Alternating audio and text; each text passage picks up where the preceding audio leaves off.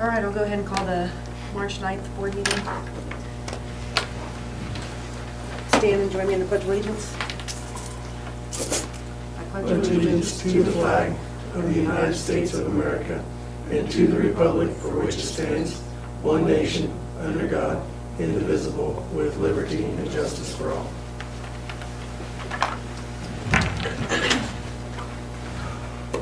Paul, will you read the mission statement? USD 393 will prepare its students mentally, socially, physically to be successful in a modern society.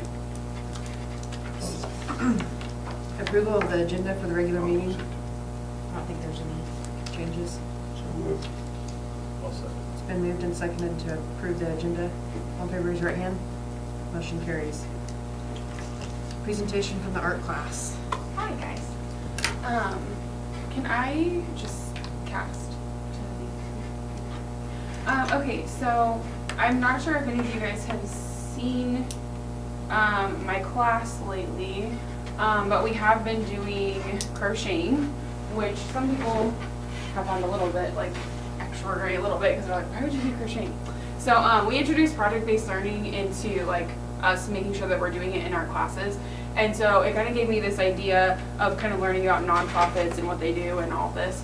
And so there's actually this nonprofit called Warm Up America, and it's actually a conduit for people who crochet. They can send their crochet items to them or send them to like people in need. So they do tons of charities every year. Some of the examples are like to send to homeless people who need like scarves, gloves, hats, and all that.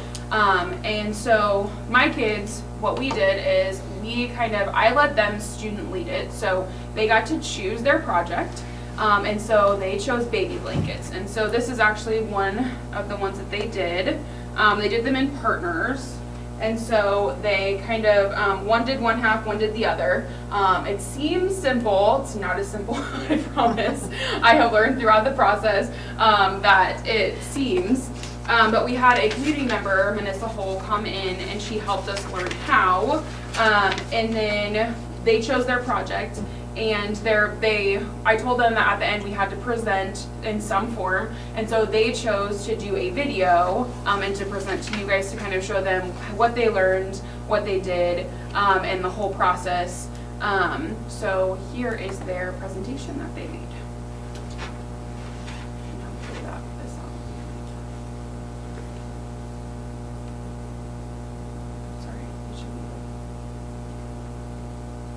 I promise I practiced this. I came in on Friday. Give me 1 second.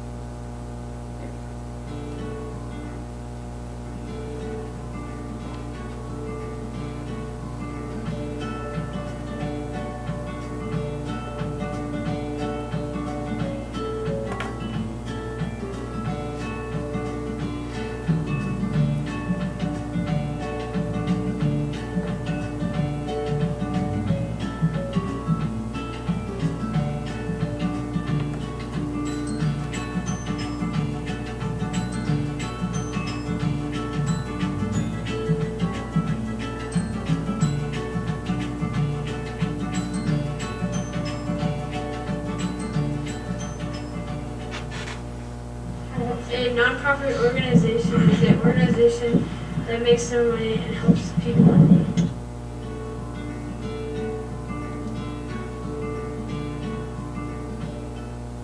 A craft is a handmade project that is a learned skill.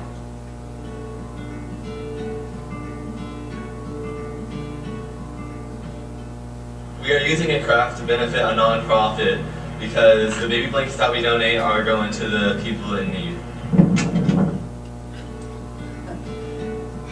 We were very nervous.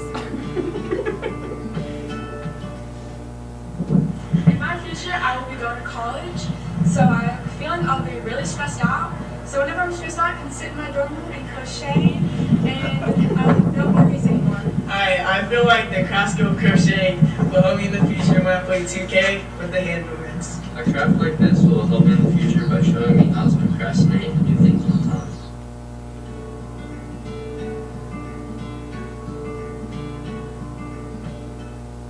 My biggest takeaway from this project is that anyone in the world should probably help nonprofit organizations because they help all the people that are in need in hospitals and things, and I think that it is very important. My biggest takeaway from this project is to help those in need and that crocheting takes a while. My biggest takeaway is to never procrastinate, because if you procrastinate, things will not get done.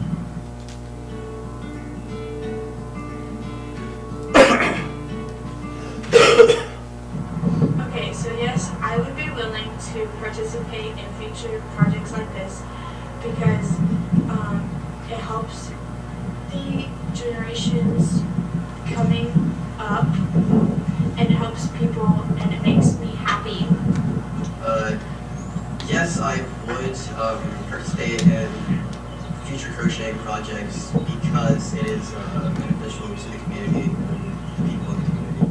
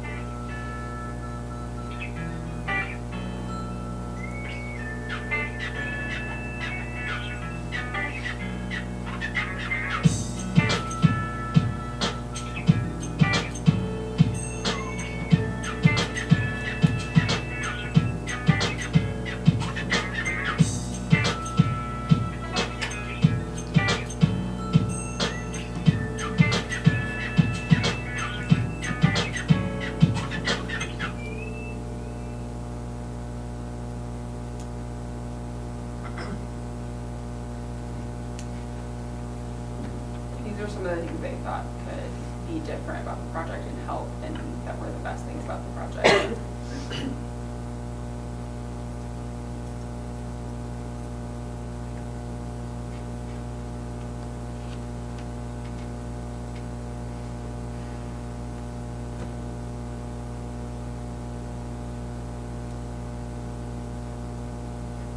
Thanks for watching, guys. Does anybody have any questions for me or anything about the project? I saw on Facebook that was pretty. Yeah, Cool. they, and so, one of the things I did want to say, they actually voted for, like, people that were their leadership, and so their leadership of the group did the social media posts every other week or so, they made the video, and then the other people were like, I mean, everybody crocheted, but they were kind of the ones that took charge and made sure all this happened, so like, all this was, I final edited it, but they really did pretty much everything for the entire project, so it's pretty cool to see. Did you know how to crochet? Actually, I hadn't since I was like 10, so I had to relearn with her, and then I also had to learn how to put them together because it had already taken us so long to like get them, so I was like, I'm gonna have to put them together. But yeah, I kind of relearned, and yeah, it was a good thing for me too.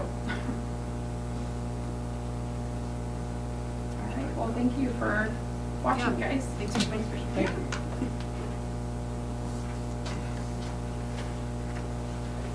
Next, we have the approval of payment of claims and bills. And those were in the Dropbox for the Google Drive. I'll say it forever too, don't worry. Was there any questions on those, or did you have anything specific? You're gonna hear lots of financials in a little bit. I won't bore you tonight unless you have questions. Sorry, Craig. Payments and claims and bills as presented. Second. It's been moved and seconded to approve the payment of claims and bills. All in favor, raise your right hand. Motion carries. Consent agenda includes A, approval of the minutes from February 10th, B, gifts and grants that include number 1, approve Eisenhower Foundation gift of books to all the pre-K through 8 students, and 2, FCCLA's Cell grant of $448.39. And those books were nice books. It was. My kids were They're excited. high quality books. Yeah. Yeah, they were. I move we approve the consent agenda as presented. I'll second. It's been moved and seconded to approve the consent agenda. All in favor, raise your right hand. Motion carries. Reports. Mr. Cope? First one, next Wednesday, is the SQE, which is you're a part of, which is Schools for Quality Education. Your rural, basically lobbyist up there for you guys in all the smaller school districts. It is next Wednesday morning. I'm going. If anybody would like to go, I need to get that turned in. Breakfast. This is the breakfast, yeah. Well, I use the word breakfast lightly. It's donuts and coffee. But anyways, it's right out there, a chance for you to visit with the legislators. So let me know if anybody else is going. Okay? And it starts at 7, so we leave. It'll be an early go. So, other things in the reports. There's a lot of stuff in the drive today. A couple things. I put in there the general fund statement that we get, just so that way you guys can see sort of when the money comes in, what the state's paid with taxes. And we get this. A chance for you guys to see a little bit about where last year was, where this year is, and where the previous year before that was. So just something for you guys to look at there if you had questions. They obviously took testimony and pulled it out regarding our stance on a few issues there regarding the bond interest, and they've attached it to let's talk state for a minute. They have taken the bill which would remove Fort Leavenworth from the bond and interest portion. They have attached it to a voucher bill. It's being heard tomorrow in the Senate version, which does not have the voucher bill, is being tied into, it's being heard in the House side tomorrow.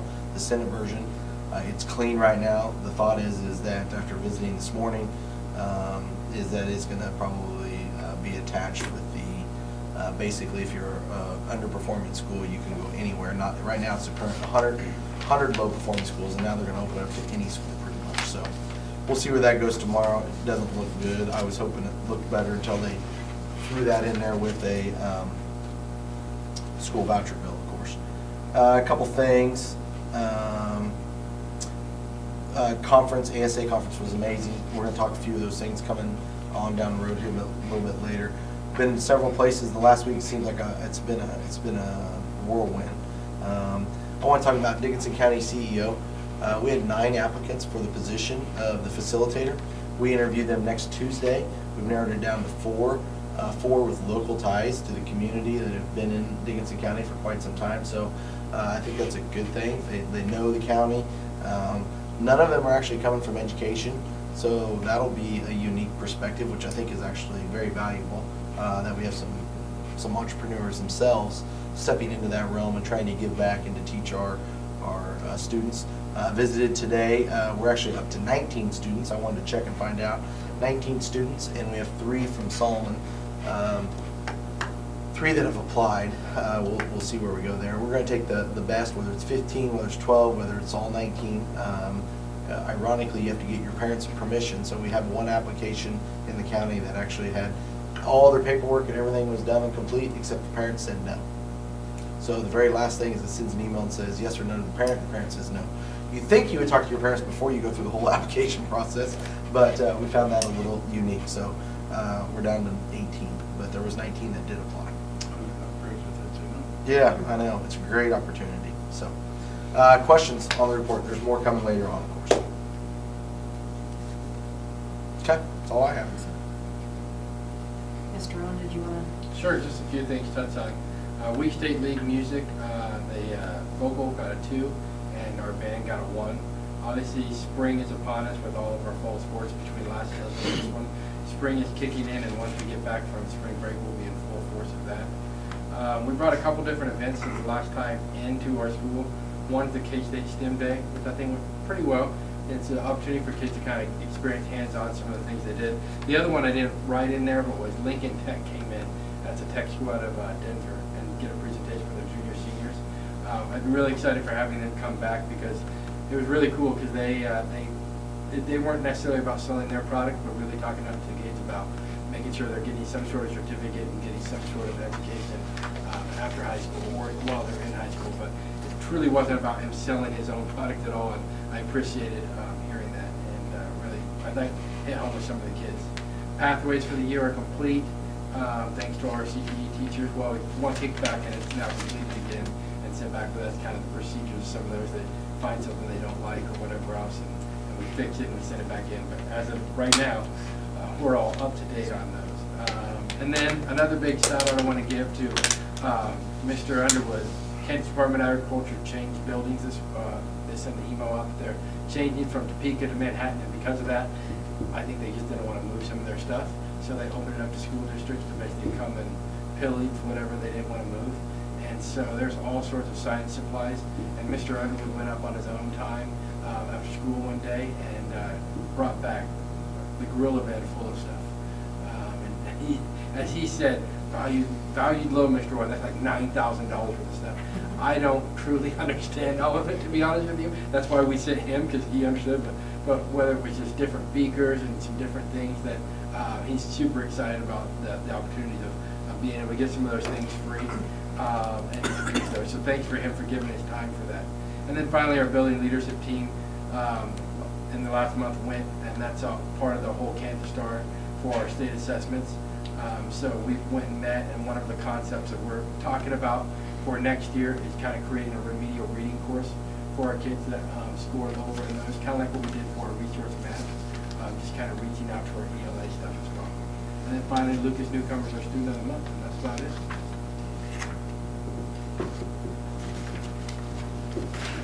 see the elementary or the pre-K through 8 report and technology and parents as teachers, I think, are all in there. And recreation, we met last week. Do you have anything? I wasn't at that meeting. Okay. Yeah. Okay. That's it. Is there any other questions on any of those?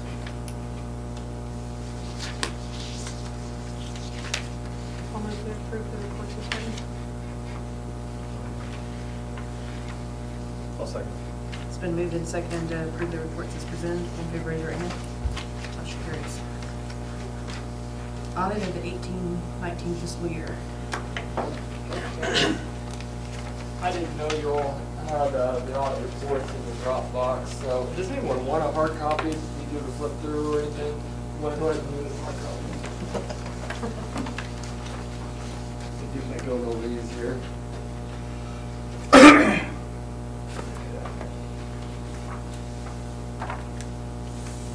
If you don't want one, you can just let me know.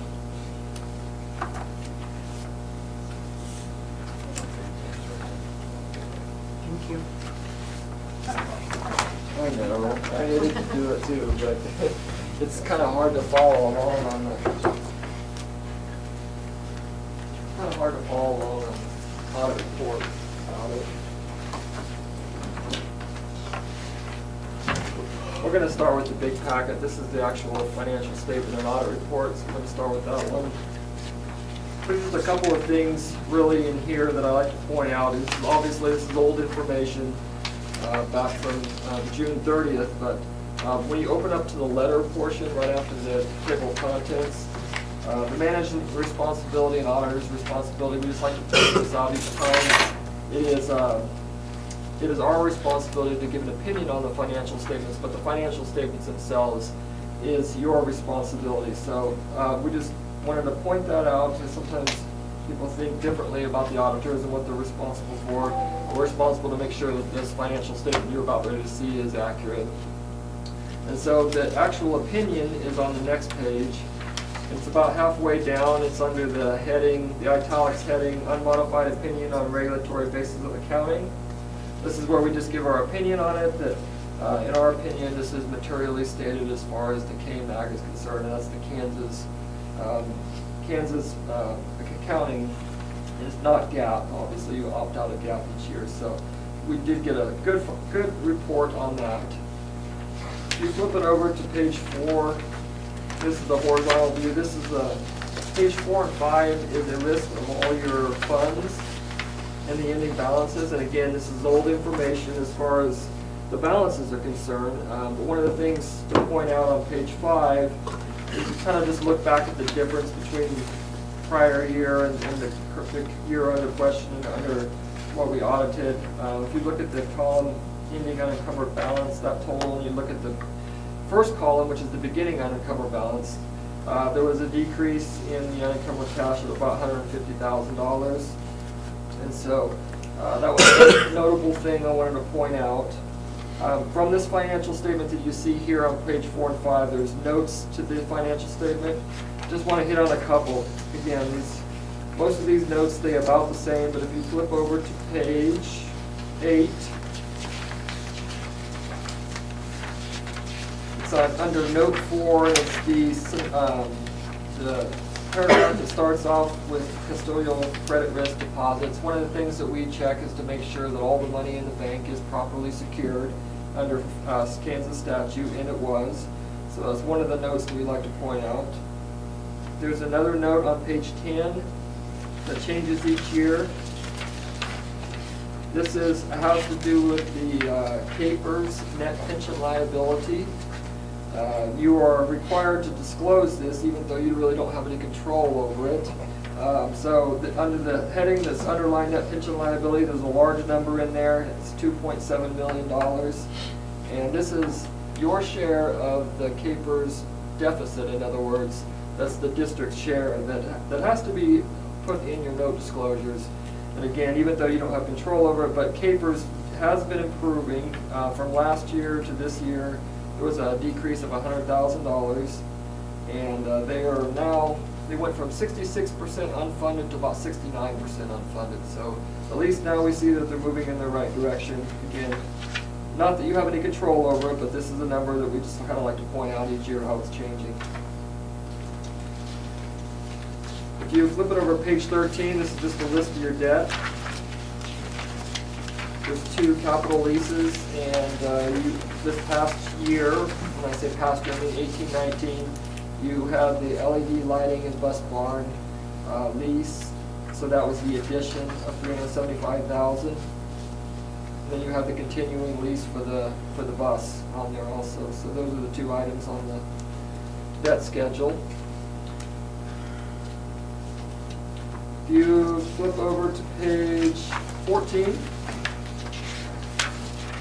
14 gives a list of all your funds that are required to have a budget, and then list the expenditures compared to that budget.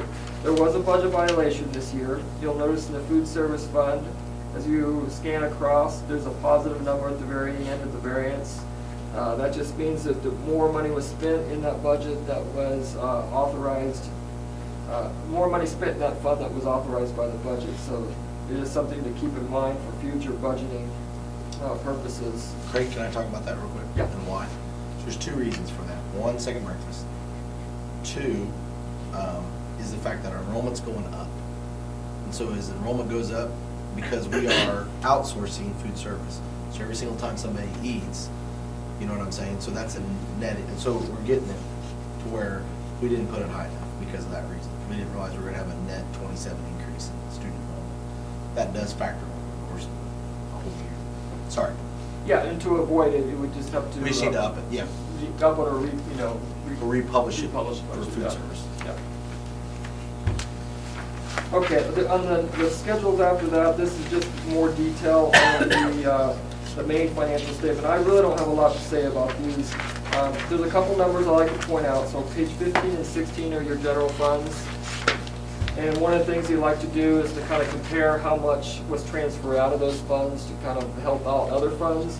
And so from the previous year to 18-19, there was a slight decrease in transfers, 14,000. So those held pretty steady over the last couple of years. As far as wages were concerned, that's what you're going to see in the instruction line on both of those, the general funds. Wages did increase by a little over 180,000, and but the per employee didn't increase that much. There was a few extra employees that we counted in there, and that was the reason for that increase. If you turn to page 16, this is where we start tracking your tax revenue that you have coming in. So from 17-18 to 18-19, your tax revenue increased overall by about 43,000. And then page 17 is your capital outlay account. This is usually where any big projects hit that come in. So on the expenditure lines, the expenditures, there is instructional support staff of 44,120. This is your IT contractor. Right below that, operations and maintenance. Inside that number, there was a tankless water heater that was roughly 20,000, and then some funds were allocated from the general fund to capital outlay as kind of one transaction to allocate some of those funds. Right below that, transportation. This is where your buses are located, so you purchase a bus in that year. And then you're also paying your bus lease out of that transportation line item. And then finally, right below that, facility acquisition, there was a carpet tile that was from Supreme Flooring. I think it was for $10,000 was located in there. And then it also includes your small rural school grant expenditures is also in that line item. Greenhouse. If you flip it over to page 19, this is your food service fund. This is another thing that we usually check each year that we audit. And what we're really checking for is to make sure that the number of students that come through and eat meals equates to the revenues that you would expect generated. So everything looked good there. We did note that there were 849 more students than the previous audit. So that's the reason why you'll see some of that increased income there. You will see increased expenditures due to that, of course, and so that's just something to look at, or just like something to point out, because it's something that does change from year to year. You should be aware of those changes. Page 21. This is your gifts and grants. This is where the pre-K pilot program is located at. So you'll notice a new line item as far as the receipts go, and then the instruction includes obviously wages for that program and other things that are located in there too. So I think I just had one other one to point out.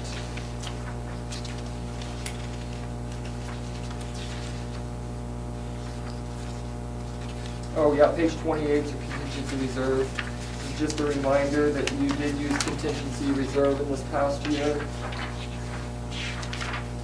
The instruction line item was just a journal entry to allocate wages into contingency reserve, and then there was another adjustment for the operations and maintenance. That was part of your iServe contractual maintenance. So that's what was spent out of the contingency reserve fund. And lastly, just the activity funds. That starts on page 36. You have the student activity funds, and one of the things that we make sure of is that everyone's running in a positive balance, so that last column should all be positive, which they are. So no students are running in a negative balance. And then on page 37 is the district activity funds, the ones that the district controls. One of the big things that come through this is the gate receipts. And so the gate receipts, this line item includes more than gate receipts, includes some of the fundraising for the athletics. The actual gate receipts for this 18-19 year was $31,000, but that is an increase over the previous year. The previous year was a little over $20,000, so it was about $11,000 increase in gate receipts from the previous year. And then the last page is just the recreation commission, if you want to see that. That's all I have for the financial statement part. I want to go through the letter.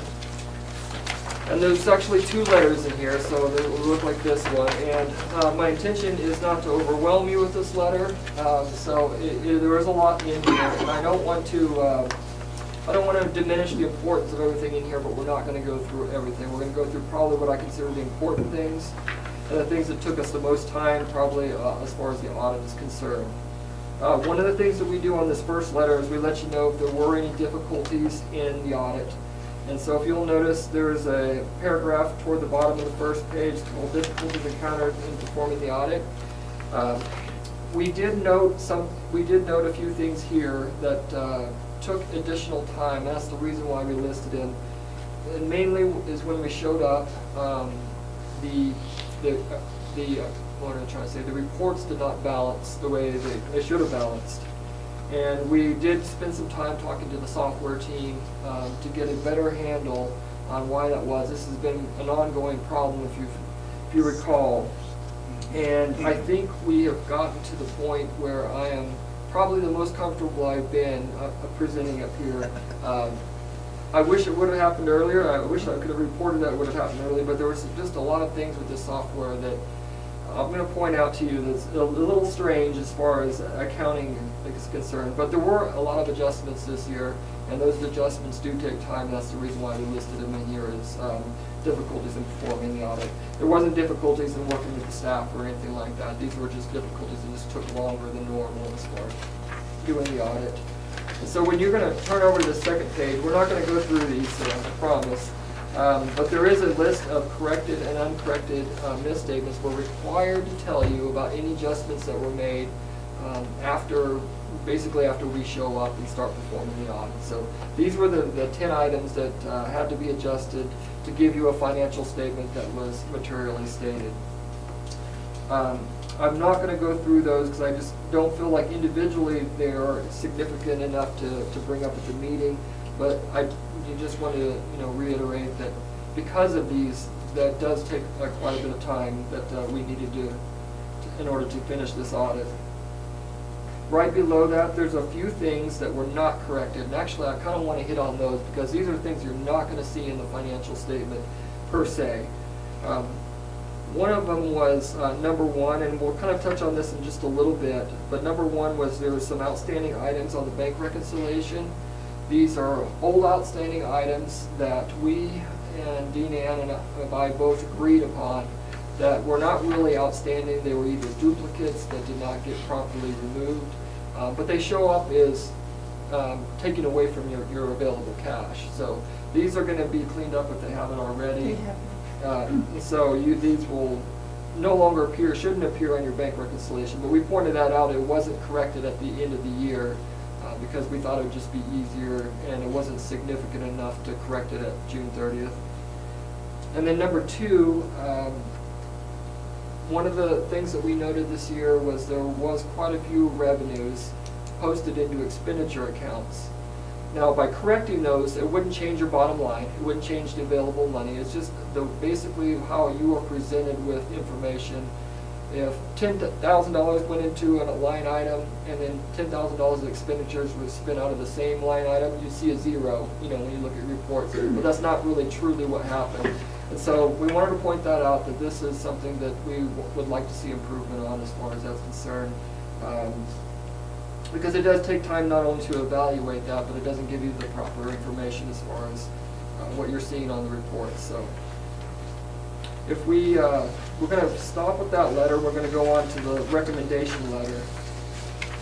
This is the second letter, and I'm only going to hit on a couple of these. A couple of them we've already talked about. So the first page, we'll flip it over. We've already talked about the budget violations, so we don't need to speak about that again. On the second page, under reconciliations, we did note a variance this year, and I believe, and I think we've concluded that this variance had to do with adjustments we've made in the past that did not get closed out correctly because The district was unaware that there was a final step procedure to close out the year, and some of these adjustments were lingering on, and we could not figure it out until we called the software. So this first part, this adjustment that we had to make, we just wanted to point that out. That's the reason why we keep seeing these every year, and we believe after speaking with the software company, we hope that there is not anything else that's going to catch us by surprise for next year. So I don't anticipate this being an ongoing problem, but I wanted to point that out here. Posting of transactions, under that line item, the main thing I already kind of discussed with you. The main thing there was that revenues get posted as revenues and expenditures get posted as expenditures. In a nutshell, that's basically what we had on that item. There were a few prior period adjustments, and that simply means that encumbrances from the previous year were added to or taken away. I can't remember exactly which one, but we had to make an adjustment because things from another year were changed when we came and audited this current year. So those were the main things. We've already talked about the outstanding bank reconciliation items are going to be cleared off. And again, everything after that, I don't want to diminish the importance of it. They are important. We're just not going to go through it in the meeting here. What I would like to do to kind of close is to give you, I did this last year, and I think this is important because we haven't quite got to the point where I kind of wanted you to see what it looks like on a balanced report. When I say you're not balanced, I wanted you to understand what I'm talking about.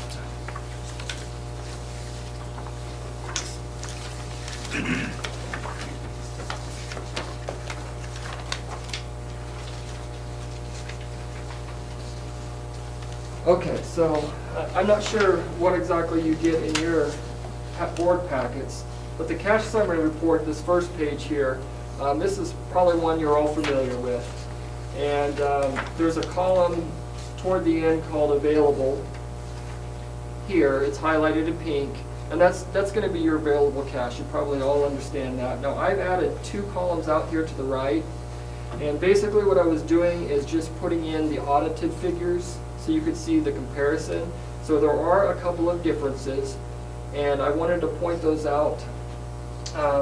These differences that I believe should not be an issue for next year. So when you look at these reports next year, or starting from now on, I guess I should say, we should see a balanced report, sort of. So I'm going to try to explain that. You've got a bank reconciliation report. These are the two reports. So I highlighted in yellow. On the bank reconciliation report, that number highlighted in yellow should coincide with the number you see on the cash summary report. Okay, that's the easy one. The green number is the number that would normally show 0. You would never should see a variance over there. However, because of how these accounts were set up at the beginning when this software was first implemented, the CDs were not included, and neither were the petty cash. And we have concluded over the years that it's not wise to try to include that afterwards, because you have to post it as a revenue to include it, and then what happens to that revenue, we can never get rid of it. It was like a spot that we could never get to correct right. So anyway, we reverted back to this here. Now there are 3 items that I listed as the reason for that variance. 2 of those items are going to exist for the remainder of the time. As long as that CD is still in there, you're going to see a $100,000 variance, and the petty cash, which is supposed to be $1,500, will live outside of this account. So you should always see a variance, bottom line, of $101,500, and that's what I listed down there for you. So when you're looking at this report from here on out, you should see in that variance $101,500. And that's pretty much what tells us that you're balanced. When we come and show up, that's the first thing we're going to look at, is we're going to look at that number and see if that's 101,500 or not compared to your cash summary. And then you can, at that point, you know that if that's the case, then you can trust your cash summary report for what you've got as far as your balance, your available balance is concerned. So I wanted to point that out because that's really what our job is to do, is to come in to make sure that those numbers match and that we give you assurance that those are correct numbers as far as presenting the financials to you. That's all I had. I didn't want to go too deep, and hopefully I gave you enough that you can understand. But you feel confident, because this was implemented, the software, 7 years ago. Yeah. So you feel confident, though, that now moving forward, because I know myself, this is 5 years as superintendent in the 2 years previous, so you feel comfortable, everybody, you, Dean Ann, and I just want to say it to the whole board here, you think we're good moving forward from here?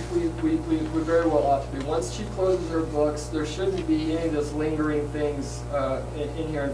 There shouldn't be, when I come back next year, the audit, there should be 0 variances here. And so we think that will be the case after spending a little time with the software help that I sat in on that meeting too, and that was very beneficial to hear him speak about the software that I could understand too. So it's not something that's typical, but something that's necessary in order to get enough assurance to be able to present this to you. Yeah, so we're confident, yeah. We've spent a lot of time getting here. Yeah, it's been It's a been a challenge. learning experience, it really has been. But I appreciate your help and your guidance with it. And Ricard, he's been great. Yes. Well, thank you. Okay. Thank you, Greg.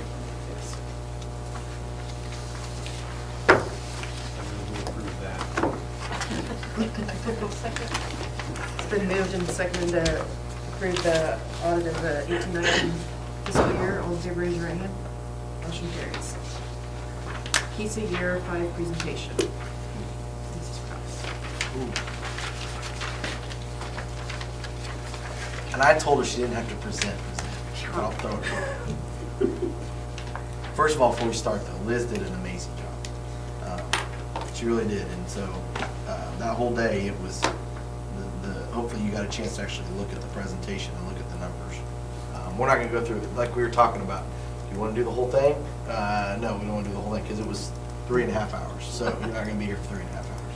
So Liz, go ahead. So go ahead, Liz. So first off, I just want to say that this has been a really cool process.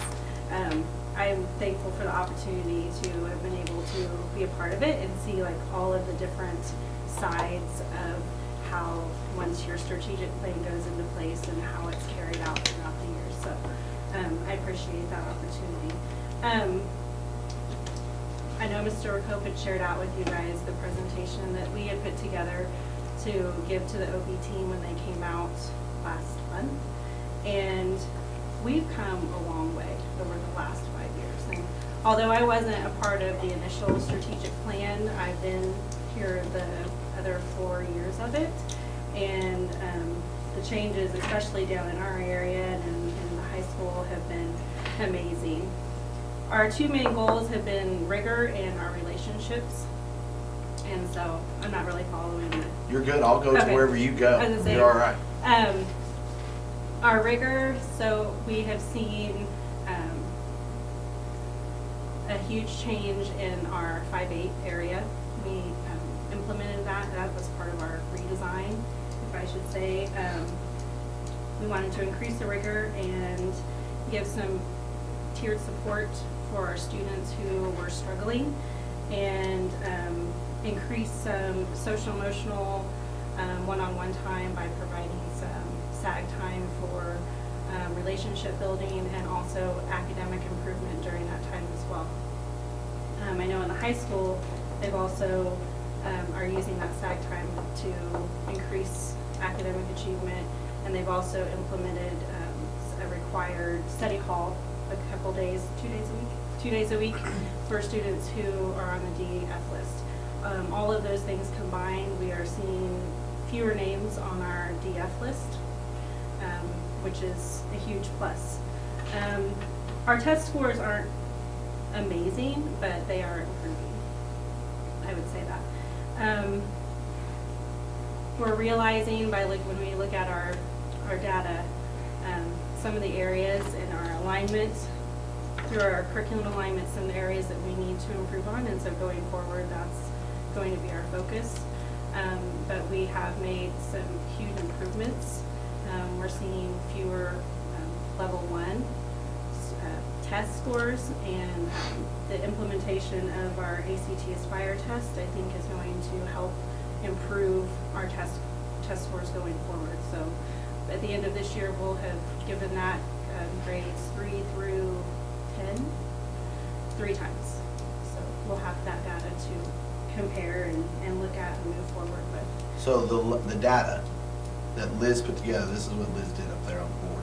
And so that you see up there, just to see it, the 8th grade class is the class that's seen the most changes.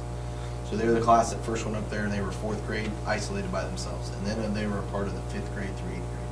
You know what I mean? So they've had those changes. And now they're 8th graders. So has it moved the needle? And a level 4 is considered a person who would get a 30 plus on their ACT. So if you get anybody in the green, it's like a huge, I mean, that's a person that's a very high achiever. So when you see any of that's saying, all right, well, okay, you're not going to have a lot of green. The idea is a lot of blue. 2 means you're college ready in math. 2 college ready in English is maybe, not quite there. They say 3 for ELA, 2 for math, okay? Because the math assessment that we give in the state of Kansas is so difficult. It's the 6th hardest ones in the country, actually. And so they're realizing that they made the test a little too hard. Nothing wrong with that. But they used to say 3 was college ready, 4 was, it's not ABC, so don't look at it that way at all. When you look at ACT score, we can talk ACT. So if we say green means a 30, okay, well, that's not bad at all, okay? If we say the gold there is 25 and up, and then your other one's 18, and everybody, the blue is below 18. Okay, so our OVT team did a great job of showing, and Liz put it together, but they pointed it out and says, look at what you've done, and look at how it's moved. You have some green showing up, but you've taken more from the 1s to the 2s. Has it fluctuated? There's no doubt about it. But when you look at some other classes who maybe didn't go through it, and it's hard to compare classes, and that's the reason why you don't want to do that. But if you look at the 8th grade assessments then, just as a whole, 8th grade math, green doesn't show up until this year's 8th graders. You see what I'm saying? And so as you start looking at those things, it's like, okay, well, that's interesting. So the things and the changes that we've done down there, as Liz said, the tiered interventions that we did last year and pulling out, and we're doing some now as well in the schedule that we've put together for next year, I think, for down there. I think we're going to see it, which translates to when Mr. Owen gets them, and he shared in your report that he's a guy to go to the Kansas Star because we didn't perform academically very well. So then we have to go back and we do remediation and study halls in math and English. The idea is that we shouldn't have to do those classes because we haven't prepared to go to high school. Just like we started the pre-K program to increase the rigor of kindergarten, we started pre-K, and our kindergartners are better ready to go into kindergarten. So they're, you know, now 2nd graders, I'm curious how they will do next year in 3rd grade taking their first state assessments. All those things trickle down to where when they get there, we shouldn't have to do it because we have more people not at level 1. We have them at 2, 3, and 4.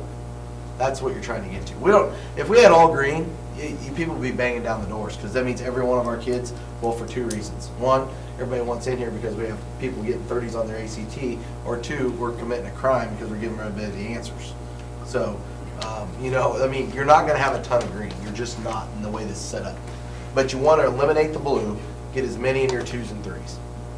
Sorry, go ahead, Liz. Nope, fine. And I was going to say kind of what he was talking about, how with our pre-K program, we have more students now. We have 20 plus in our pre-K program 20 currently, and we're getting them more prepared for kindergarten. And so we are kind of excited to see when that first group of pre-K students kind of get up and they start getting tested to see how they do. But we definitely are seeing an increase of their readiness as they go into kindergarten and 1st grade, and they're reading sooner and things like that.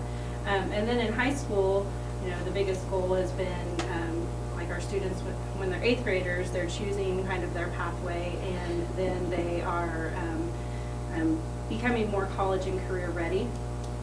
And so they have a lot more choices. We have 20 plus hours of college courses that they are allowed to have the opportunity to take. Plus we have a partnership with Salina Tech that if they choose, you know, welding or those types of career choices, that they have that opportunity in high school as well. So for a small district, we are offering some huge things for our students of all ages. So I think that's pretty awesome.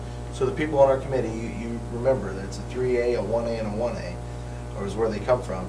And even the 3A school, none of them have the opportunities at the high school level that we do. And I thought that was great to hear, meaning college classes being taught by our people. So when you go to math classes, you're not standing in front of a video screen and you're not looking at somebody doing that. So I was amazed that we're one of the few, when you ask, I mean, some large schools that don't have that opportunity. So that was something that they were sold on as a team. So very much so. Anything else you want to add for rigor? Nope, you're good. Okay. As far as our relationship goal, basically we were just wanting better communication and more parents and community involvement. And so some of our successes there, I would say our first major success would be the results from our parent survey that we did initially, and then we just recently gave it this year. And we've seen a huge increase in the satisfaction from our parents. They feel like that we are reaching out to them and getting them the information that they need in a timely manner. So we saw a lot of positive comments from that. Social emotional, we have our guerrilla bands in the elementary and the middle school that are where they're assigned to a teacher, and then they are in a mixed group. I know in the middle school they're in a bit of a mixed group, 5th through 8th grade, and then they're able to focus on some of those second step program lessons, and also any other just social things that have come up in our community, or things that maybe they just need to or want to discuss. And then in the high school, we have the Tessera program, which is given to them twice a year. And we know that social emotional, from just our design thinking with our teachers and our strategic plan that we did last month, is an area that we need to focus more on, or we want to focus more on. And so going forward, that's definitely something that we're looking into try and implement more for our students.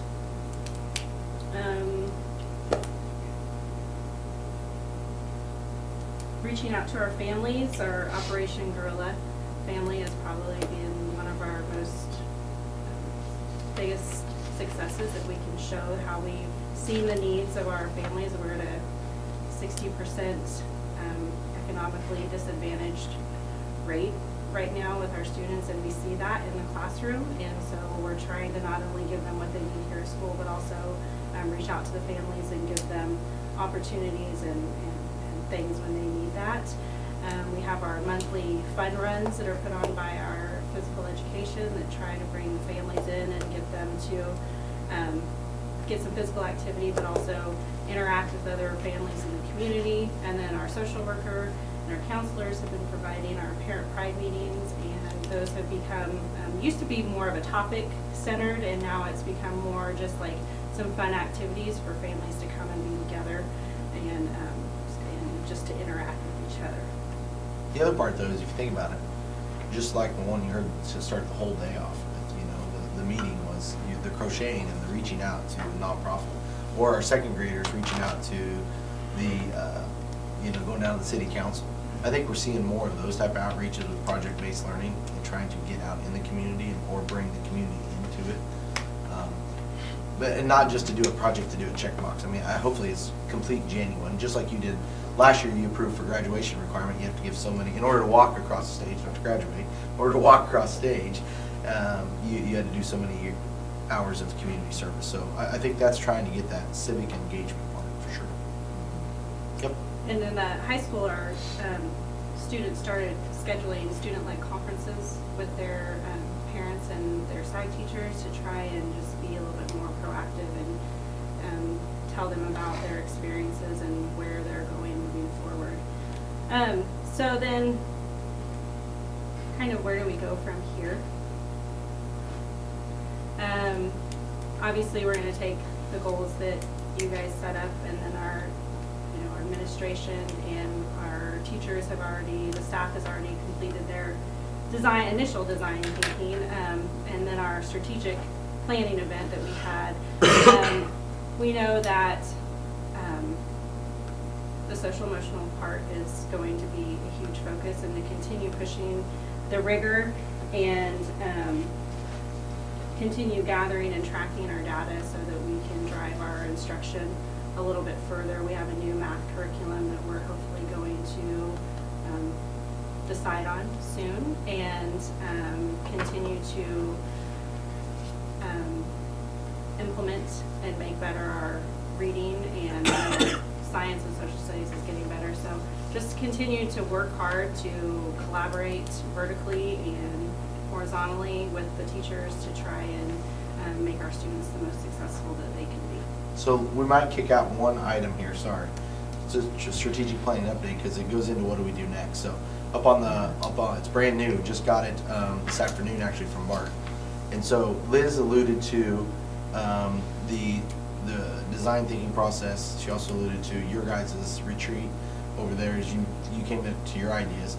And then so the last one was the community strategic plan. You saw the list of all the community members, and that day was a great day. But you can see the questions here. And this will go out on Monday of next week to all the patrons. It'll go on our website. We'll put it out on all our social media networks. And so they put this together. It says, what suggestions do you, there's 6 questions is all there is. First one, what suggestions do you have to help ensure that the social emotional well-being, as Liz alluded to, of all students is supported by Solomon USD? What suggestions do you have to ensure that college-bound Solomon graduates have the skills to be successful? What suggestions do you have to ensure the career-bound Solomon, he needs to change that, career-bound Solomon students have the skills? That's a horrible question, Bart. Bart, number 3, sorry. Okay, that's the reason why it's first look. I didn't catch it the first time, sorry. How might Solomon continue to enhance learning opportunities for all students, regardless of college, career, whatever? And then what recommendations do you have for ways that Solomon can increase parent and community involvement in our schools? And last but not least, what suggestions do you have as Solomon USD develops a plan for long-term facility improvements? Are there other things that you guys want on that questionnaire to go to the community? This is the first look. No, Bart just sent it to me. You guys are about 4 hours ago, actually. I think that's a pretty good range. I don't know. You know, you get too many questions. And it's open-ended, so you're going to get, remember, Right. anytime you leave an open-ended Maybe question, yeah. you're going to get somebody, they're going to get the chance just to rail on you, and it's okay. That's part of it, too. But I think Liz wraps up and does a good point with the KISA in our year 5 and taking it to the ARC. And so one of the questions that in our 17-page paper that we have to write for this, as we both have been working on it, and it's just a pain right now. But as we've been putting it together to go to the ARC, one of the things it says, what are your next steps? And so the next step is everything that we've already been doing a little bit of. Is there other things you want to ask our community? Because I'm going to guess that we get a fairly high rate of participation. You know, you just come off spring break, we're going to leave it open for like a week and a half, 2 weeks, and then boom. And then they'll take that result and then they'll bring it back to you guys, all of them, and we'll set timelines and deadlines and all that. And hopefully by, you know, July 1, you have a new 5-year plan going in for the next 5 years. If not before. You guys have already set some timelines on your plans and your goals. But I thought the community, the strategic planning process with the community, and there's, or you were a part of it. What did you guys think? Pretty well. That was pretty good engagement. I thought the life piece and the social emotional, when I say life, I mean, that's all encompassing a lot of things. I heard financial literacy came out in full force, social emotional came out. How are we mentally ready for success beyond Solomon? Just several of those things came out. More than I thought our community would probably, you know, the first time you guys, we didn't hear that at all. 5 years ago, we didn't hear any of those things. I don't know. I thought it was a good day. It was an excellent exchange of information, communication. I learned a lot just from some of the community members that participated. And some of them are very well versed. They know what's going on. And some of them don't have a clue. But we did our best to educate them.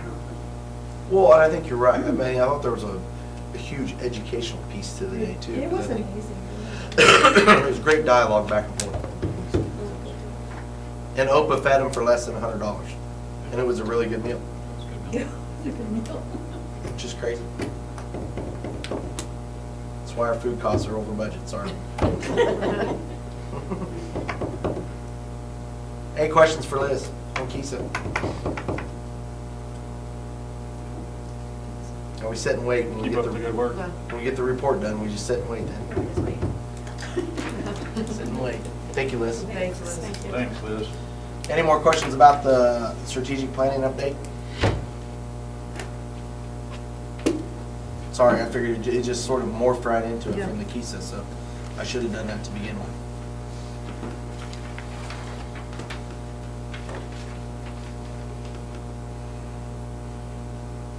Anything else there? Salina Area Technical College Tuition Policy. So when we left here last month, and this has to be a first read, but were there questions about it?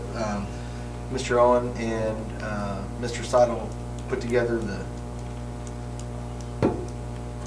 presentation right there, the policy in front of. Anything you'd like to add or change, or?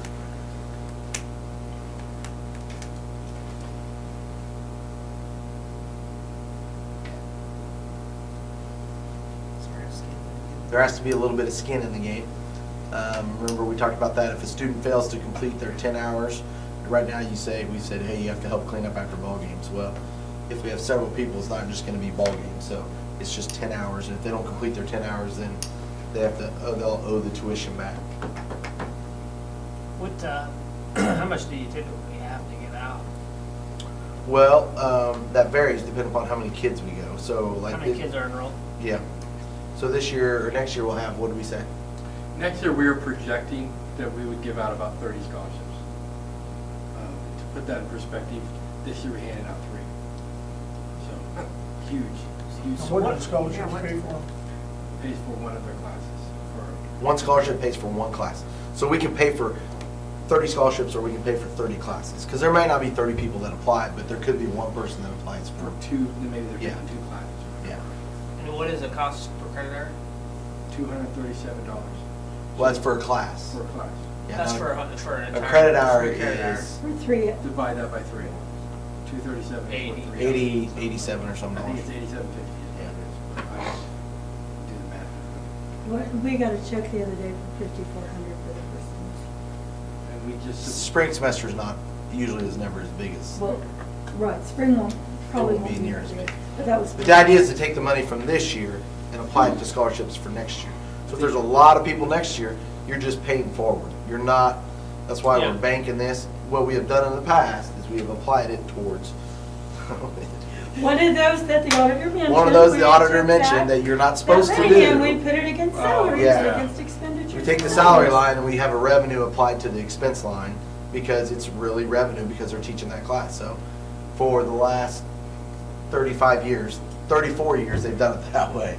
So that's one of the disputes Didn't we we used had. to pay teachers for teaching those? Years ago, we paid them a stipend. That's what I thought. And we've done a lot of things through the years. But we have, we're paying all these people a full-time contract. But they're getting a full salary from us. That's the thought. Yeah. So what classes do we offer here on campus through Salina Tech? College biology, would be, we're just kind of going through the year. College biology, and then in math we offer college algebra, and we offer college statistics, and then we offer Comp 1, Comp 2, college speech. Those are all by ours, and that's kind of what we would get paid for. We also offer through the 19 stuff, whatever, psychology and sociology. And is it still a rule that you have to have a master's degree in that? Well, all of ours do right now. That's good. Right, Not right now. really. Or a focus, enough hours focused in I think that. it's 18 hours. 18 hours in that specific area. So if they don't have their master's, they have the 18 hours. I think they're supposed to have. They have to have their master's. I mean, masters and They 18 have to have their master's. Sorry, they have their master's and then 18 concentration. Yeah.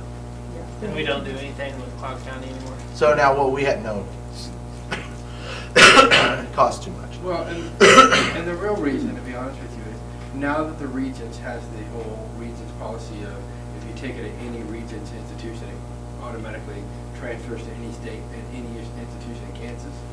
Why would we not just go with the cheapest? You know what I mean? Yeah. So you can get 25 hours on campus. A kid can. 25 hours. At $87.50.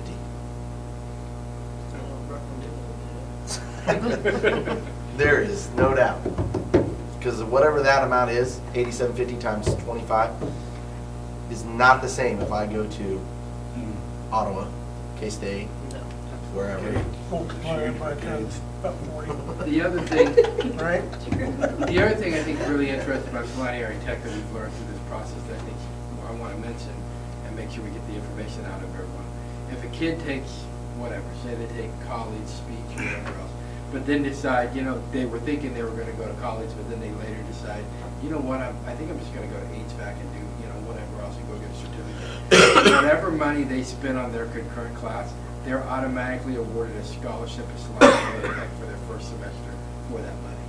So let's say they just took one class. Well, they're automatically getting $237 scholarship. So it's not really like they're necessarily losing that money. If they, and now again, it's only if they go to Salina Area Tech, but it's another advantage for kids that are kind of in between, that they can go right down here, you know, 13 miles down the road and get a certificate if they don't go on to college. So it's not like they're necessarily just losing it if they're kind of in limbo. But if they knew they were going to do certificate based and they had to get their gen eds, you would take Comp 1, Comp 2, okay? You do your speech, and then you would go to your, let's say you want to go HVAC. So you can go HVAC on junior year, HVAC senior year, and you also take those college classes. You could probably walk across our stage and be done. You could easily walk across our stage, have the certificate in hand. Do you have any stigma? Because I remember at first the stigma with it being a technical college. Think less and less. That and they've also passed the HLC accreditation. That has helped a little bit. Having fun and sitting through that. That has helped. So now if I take it, it doesn't matter. You go to K-State, Yeah. you're good to go. But I just remember, because I think we Or started KU, doing if this you're so inclined. right as I was leaving. And a lot of what changed there was it was considered a vocational education. Now it's a technical college. And a lot of that came with the accreditation through HLC and all that. And we'll go back to rigor and all that. All that stuff had to change to fit more of a college model, but still also offer vocational education. But in defense of Salina Area Tech, they're now going to be, I think there's only one other school in Kansas that you can go be a dental hygienist, not just an assistant, but they're starting the dental hygiene program. So kids can go and be a dental hygienist in like a year and a half after their stuff here. And they're going to be going out and making, I mean, dental hygienists make pretty good salary, you know. Real good money. I support this. Okay, we don't need, no motion. Is there anything you want changed? Okay. All right. That'll come back for a vote for next meeting. Thanks, man. Future dates and topics. March 8th through 15th is spring break. March 16th, spring sports begin. April 10th, no school Good Friday. April 13th, no school teacher in service. And April 13th is also our next board meeting. Executive session for non-elected personnel. I'll move we go into executive session to discuss non-elected personnel effective under KOMA for a duration of 10 minutes. We want to do both of them Probably should. Let's go 15. together? 15 minutes. We'll see if we can get the other one less. It probably will be less. Okay. The executive session to include the board and Mr. Tope. The meeting in the boardroom, or we'll resume at 10 we want to resume. We will not break. It's 8:10 right now. 8:25. 8:25. I'll second that. It's been moved and seconded to go into executive session. All in favor, raise your right hand. Motion carries. Wear your sheets.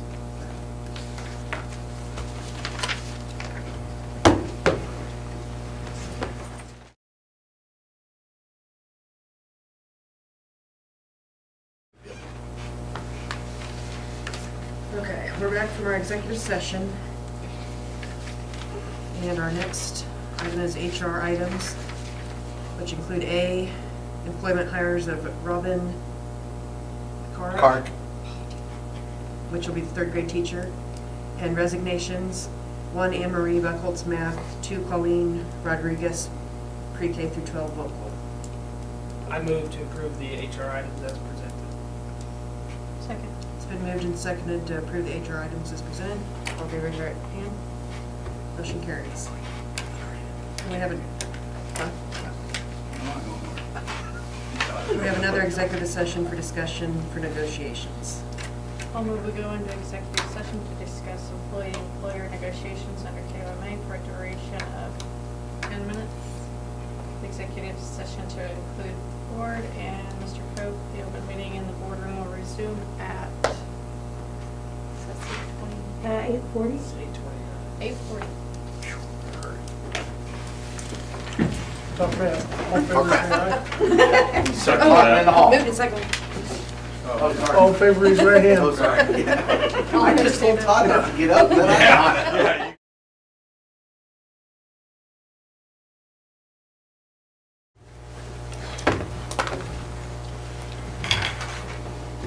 Okay, we're back in executive session. And no action. So it's time to adjourn. Madam President, I move that we adjourn this thing. I'll second. It's been moved and seconded to adjourn. All in favor, raise your right hand. Motion carries. Why was that so funny?